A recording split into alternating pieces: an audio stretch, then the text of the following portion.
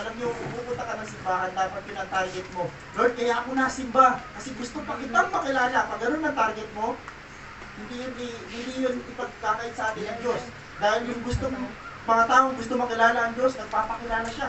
Pag pupunta ka ng simbahan, lagi mo nasaing maranasan si Lord.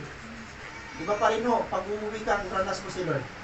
Ang mga totoong tao na nakaka-encounter kay Jesus Christ, nagbabago ang buhay. Amen. Si Pablo na terorista ng mga Kristiyano, binago ng Diyos ang buhay.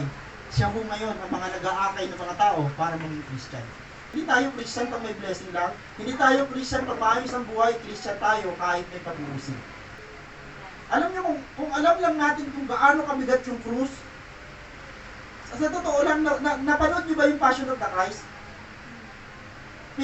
Mugbong sarado na si Jesus Christ, tapos mayroon pa siyang krus. Pero bakit pasan-pasan pa rin niya? Hindi natin yung maunawaan unless tayo ay binugbog at tayo ang may pasan. Kaya sa atin parang wala lang. Si Jesus Christ yung tagapagligtas ko. Hindi mo alam kung ano ang ginawa ni Jesus Christ para sa iyo. Alam mo ba kung ilang pako ang tumuso sa katawan niya para lang maklaim mo ang kaligtasan mo na libre? At totoo, alam niyo ba walang libre? Kaya naging libre ang kaligtasan natin dahil may nagbayad. Si Jesus Christ, yung natanggap mong magaan, regalo na buhay na walang hanggan, may nagsuffer niyan para sa iyo. Gusto ng Diyos natin, isiwalat mo yung katotohanan. May mabless man o wala, may magalit man o may mabless. Ituloy mo lang. Sa Diyos ka naman nagsisilbi, hindi naman sa kanila. Mga kapatid, hanggat nakikilala mo si Jesus Christ sa iyong buhay, makikilala at makikita mo ang sarili mo, mas kailangan siya. Dahil makikilala mo at makikita marumi ka talaga.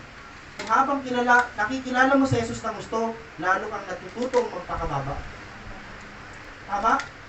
Dahil talagang sa ginawa lang ni Jesus, kaya mo tayo maliligtas. Wala nang iba. Si Jesus lang ang pwede mag-qualify sa ating lahat na matay sa krus para huwiligtas tayo. Ayan. Bakit ganun katindi ang pagsamba at paglilingkod ni Pablo sa Panginoong Jesus? Dahil ganun niya naranasan, nakilala at kinilala ang Panginoong Jesus. Kapatid, mayroon tayong pwedeng gawin. Kung di mo pa naranasan ng Panginoon, pwede mo siyang, at hindi mo pa kilala ang Panginoon, pwede mo siyang kilalanin sa pamamagitan ng pag-aaral ng Biblia. Tandaan, ang susi sa totoong pagsamba at paglilingkod sa ating Panginoon Diyos ay ang pagkilala sa Kanya ng lubos. Dahil hanggat di talaga natin siya kinikilala ng lubos, mananatiling ang pagsamba at paglilingkod natin sa Kanya ay kulang o kapos. Take note po natin ito. Kung kulang ang pagkakilala mo sa Panginoon, ano ang may offer mo sa Kanya kumpleto? Kulang ang pagkakilala natin. Pero the moment na talagang nakilala mo si Jesus Christ, yung lagi mo dadalhin sa Panginoon, yung akma para sa Kanya.